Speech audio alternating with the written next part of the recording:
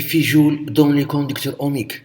On envisage d'associer en série un générateur de force électromotrice E égale 9 volts et de résistance interne 1,2 ohm et de conducteurs ohmiques de résistance R1 33 ohms et de puissance maximale 0,25 watts et R2 égale 82 ohms et de puissance maximale 0,5 watts. Les puissances indiquées sont les puissances maximales Pmax admissibles. Au-delà de cette valeur, le conducteur ohmique risque d'être endommagé.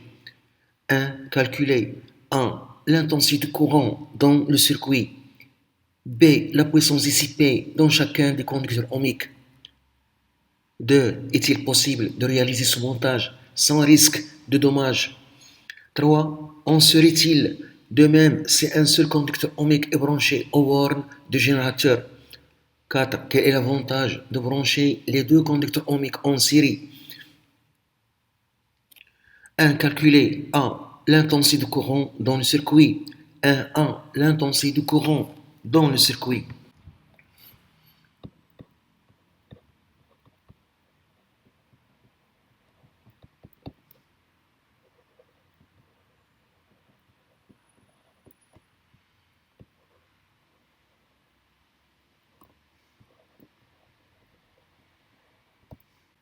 La grande flèche représente la tension UPN car l'extrémité de la flèche est en P et son origine en N. Cette flèche représente la tension UAB aux bornes de conducteur ohmique de résistance R1 car l'extrémité de la flèche est en A et son origine en B. Cette flèche représente la tension UBC car son extrémité en B et son origine en C. UBC, la tension aux bornes de conducteur ohmique de résistance R2. On écrit la loi d'addition des tensions.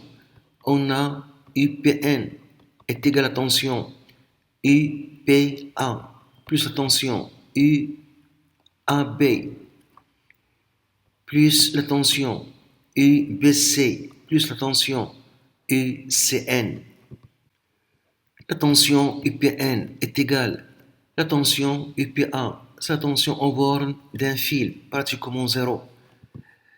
Donc 0 plus la tension UAB aux bornes de conducteur ohmique de résistance R1 plus la tension UBC aux bornes de conducteur ohmique de résistance R2 plus la tension UCN aux bornes d'un fil de connexion pratiquement zéro. Et d'après la loi d'Ohm, la tension UPN c'est E moins R fois I. La tension au bord du générateur de force électromotrice E et de résistance interne petit r est égale à la tension UAB au bord de conduction ohmique de résistance R1 CR1 fois I. La tension UBC au bord de conduction ohmique de résistance R2 CR2 fois I. Ce qui donne la force électromotrice E est égale, après avoir déplacé moins R fois I dans le deuxième membre, on factorise par I, petit r plus R1 plus R2, le tout fois I. Donc l'intensité du courant I dans le circuit, c'est la force électromotrice E divisé par petit r plus R1 plus R2 est égal. Application numérique 9 volts divisé par 1,2 plus 33 plus 82. On trouve la valeur I est égale 7,75 fois 10 au moins 2 ampères. 1B. Calculer la puissance dissipée dans chacun des conducteurs ohmiques. 1B. La puissance dissipée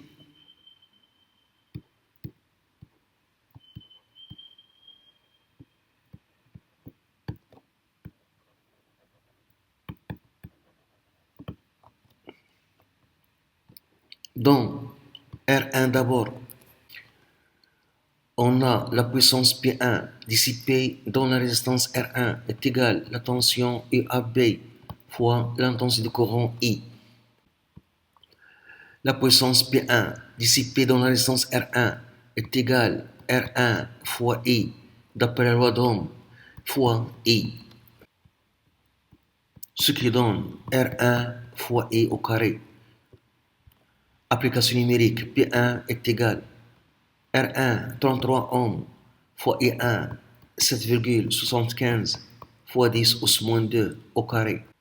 On trouve la valeur P1 égale 0,2 watts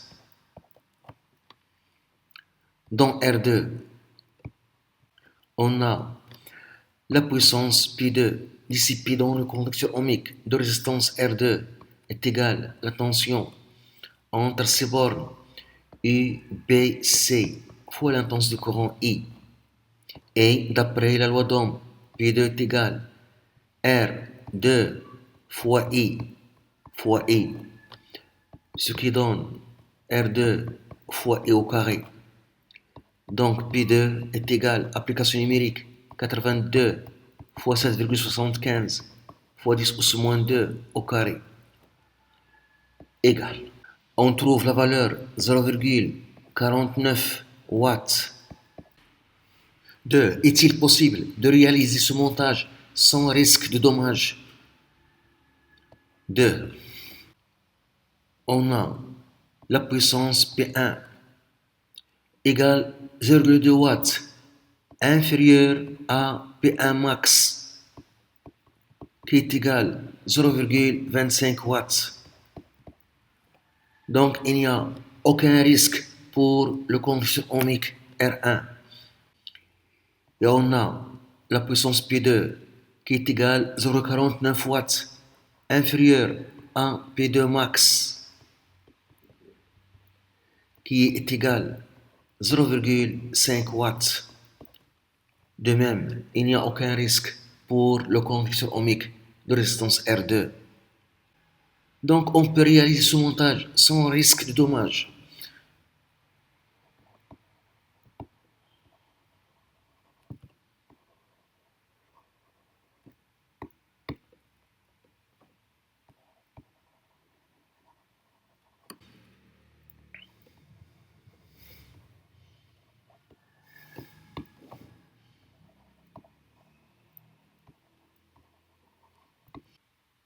Trois. En serait-il de même si un seul conducteur ohmique est branché aux bornes du générateur? 3. Montage avec R1 et sans R2. On calcule l'intensité du courant qui traverse R1.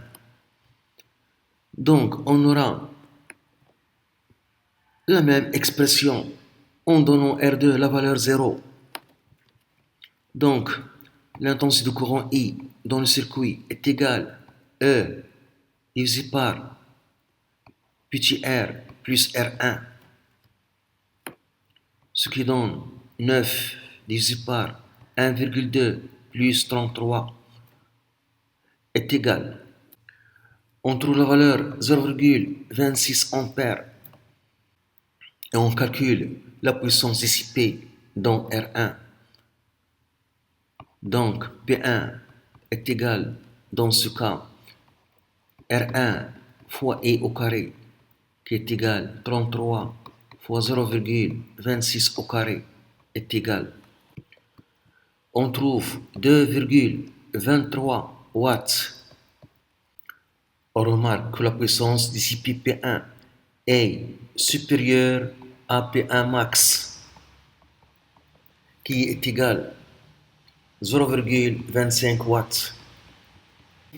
Donc, le conducteur ohmique de résistance R1 s'échauffe énormément et sera endommagé.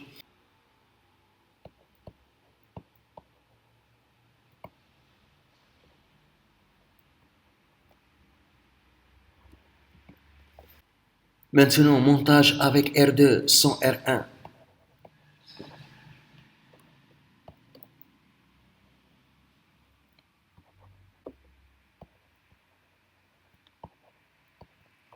Pour ce montage, on obtient l'intensité du courant I en donnant ici à R1 la valeur 0. Donc on aura l'intensité du courant I est égale E divisé par la somme R plus R2. I est égal 9 divisé par 1,2 plus 82 est égal. On trouve la valeur 0,11 ampères et la puissance P2 dissipée dans R2 dans ce cas est égale R2 fois E au carré 82 fois 0,11 au carré. On trouve la valeur 1 watt.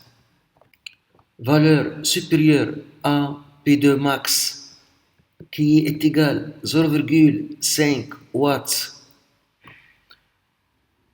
Dans ce cas, le conducteur ohmique de résistance R2 s'échauffe énormément et sera endommagé.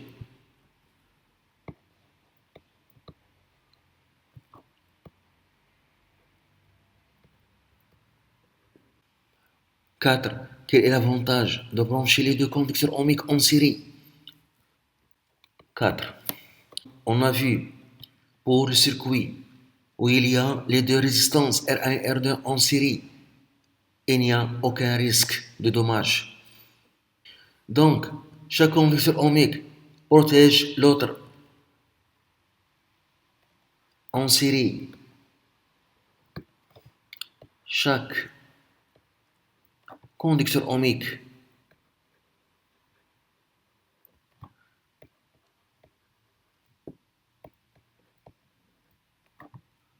protège l'autre.